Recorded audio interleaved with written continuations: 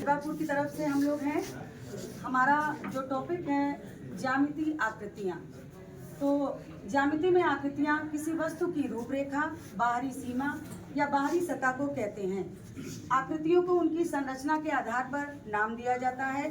संरचना के आधार पर ही एक आकृति को दूसरी आकृति से भिन्न माना जाता है, उसको अलग किया जाता है।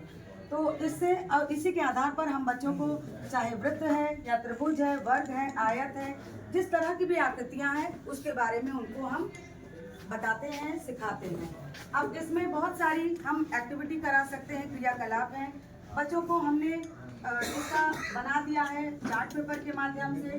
बच्चों को सबसे पहले तो इससे जुड़ी हुई कि बच्चे आपके पास या आपके क्लास में ही जहाँ पर आप पढ़ाई कर रहे हैं मौजूद हैं, इससे जुड़ी हुई क्या यहाँ पर कहीं गोले में कोई है, कोई वस्तु है या आयत में है या फिर त्रिभुज में है। फिर इसके और वो बताएंगे भी।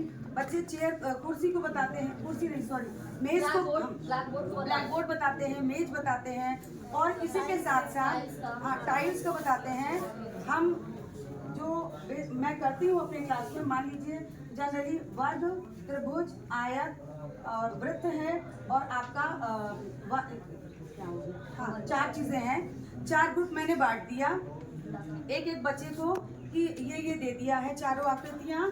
अब आप इसमें लिखिए कि आपके आसपास के वातावरण में, आपके स्कूल में, इनमें से वृत्त में या गोला वृत्त तो 2 अलग चीजें। तो इसमें आपसे जुड़ी हुई जो इससे जुड़ी हुई चीजें हैं, वस्तुएं हैं, उनके नाम बताइए, उनके नाम लिखिए। और ये भी कह देते हैं जो सबसे ज्यादा लिखेगा वही जीतेगा।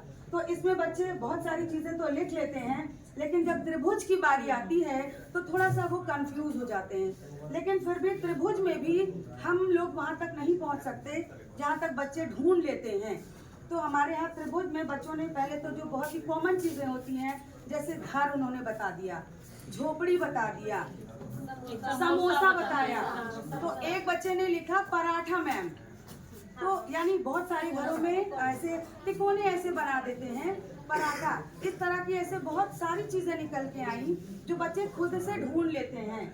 और भी जो आकृतियां हैं उनसे जुड़ी हुई, तो हम इस तरह बच्चों को कई सारी गतिविधि करा सकते हैं। उसके माध्यम से उनको उनके जो आसपास के वातावरण है उससे उनको परिचित कराकर बहुत सारी इन चीज़ों का जो हमारे पास ज्यामितीय आकृतियां हैं इसका ज्ञान आसानी से कराया जा सकता है।